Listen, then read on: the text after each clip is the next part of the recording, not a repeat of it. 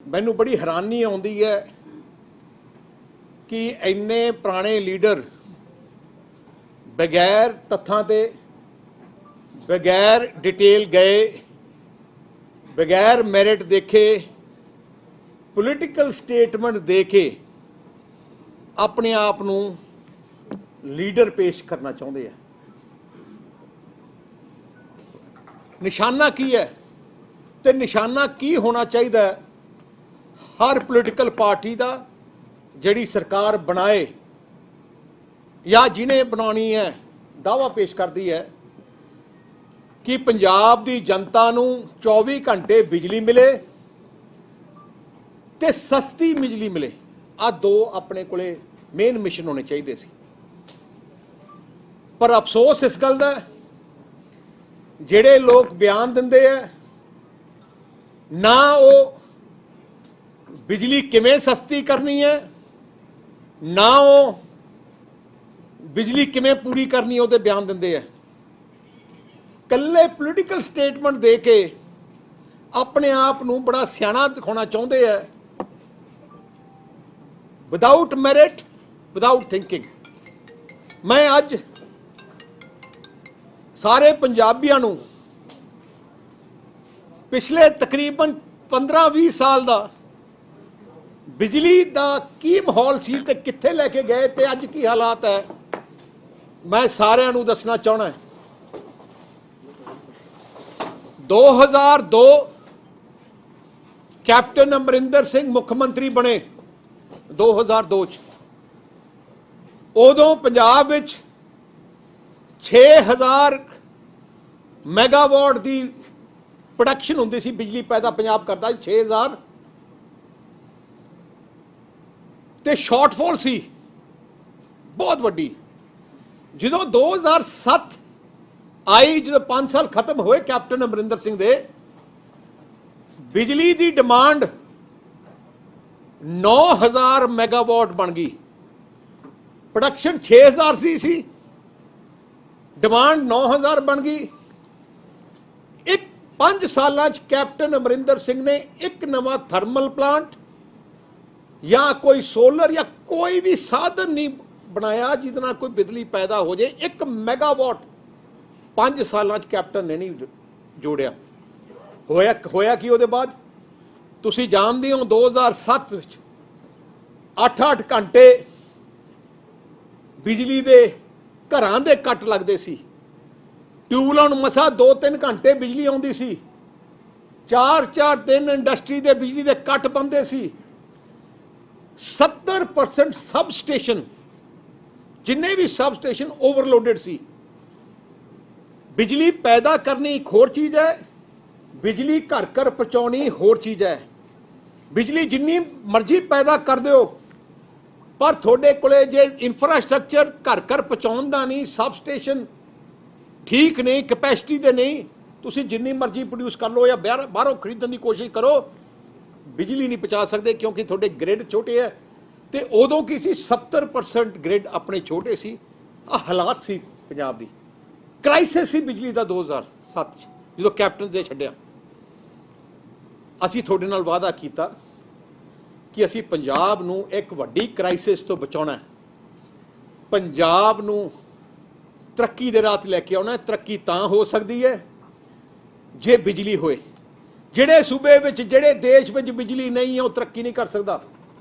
सो साडा number 1 mission की सी कि बिजली पैदा करनी है, उन्नी पैदा करनी है जिहदे नाल आपां सरप्लस हो जाइए। उस टाइम साडे कोले 3 ऑप्शन सी। 3 ऑप्शन। एक ऑप्शन सी कि असी अपने थर्मल प्लांट लाइए आप अपने पैसा ला के। दूजी थर्मल सी असी बाहर एग्रीमेंट करिए किसे पंजाब च लाइए। दूजा सी कि बाहरले सूबियां जिथे इत्थे थर्मल प्लांट बन रहे हैं हाइडल है उत्थे एग्रीमेंट करिए। तीजी गल सी कि आपां बिजली खरीदीए बहुत ज़्यादा पूरी पहुँचाने वास्ते। हुण आ तिन्ने ऑप्शन जो असी स्टडी किए जिहड़ी बाहरों बिजली खरीद असी सकते नहीं सी। क्यों?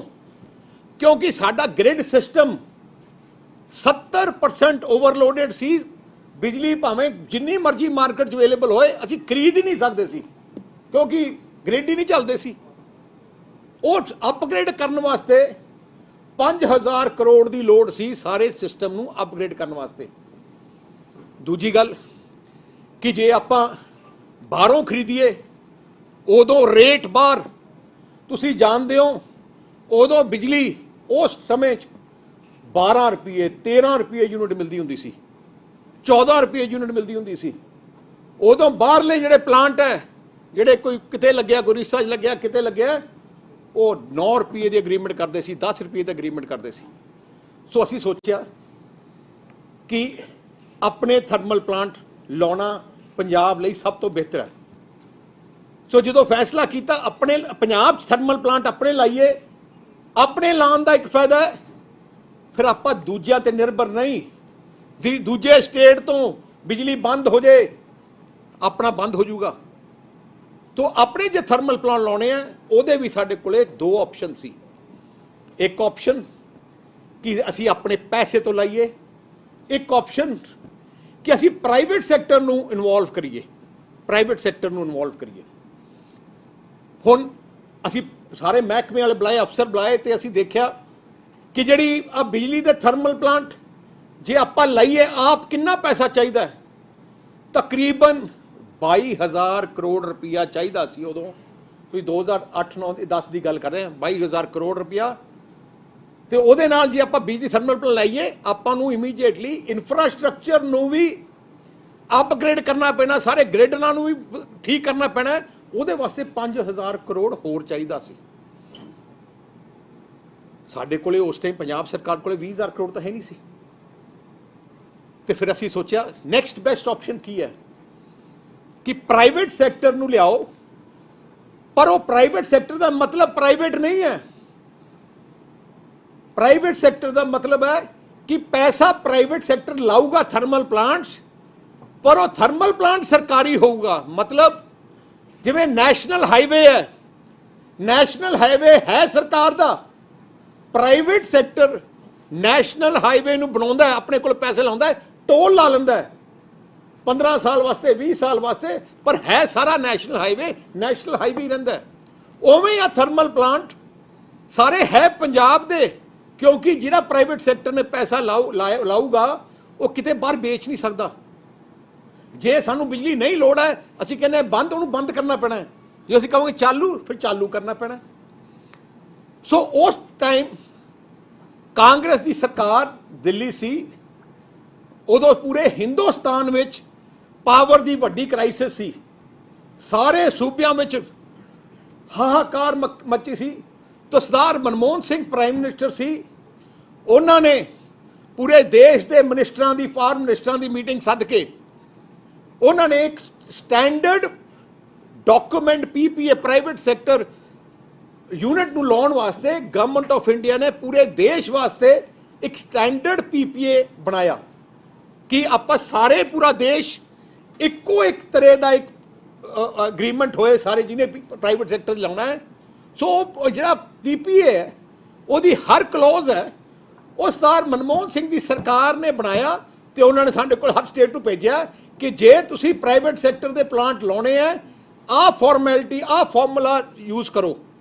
उस ही फॉर्मूला ते उदों पंजाब ने बिड की, अपने प्राइवेट सैक्टर प्लांट लियाते। उस टाइम 5 होर प्लांटा की पूरे देश में जो 7 प्लांट लगे सी, उस टाइम पंजाब 2 ते बाकी 4-5 दूजे सूबे। मैं थोनू खुशी ना कह सकता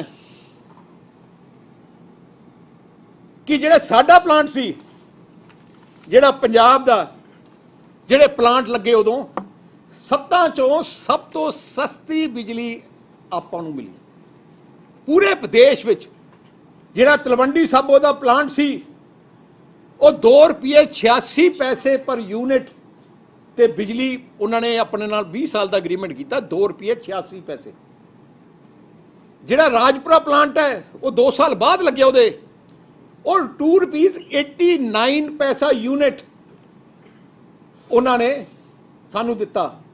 पर यूनिट देने का सन 2 रुपये 89 टू 2010 की गल कर रहे मैं उदों यूपी विच खराचा विच एक जगह है उत्थे थर्मल प्लांट यूपी सरकार ने लाया वो ₹2.97 तो उन्होंने प्लांट मिलिया जो लाया उन्होंने एक 12 जगह हैगी यूपी च वो भी वो ₹3.02 ते यूनिट हुए मैं अज कहना चाहना जदों दे साढ़े 2010 के बाद हिंदुस्तान जिन्ने भी थर्मल प्लांट लगे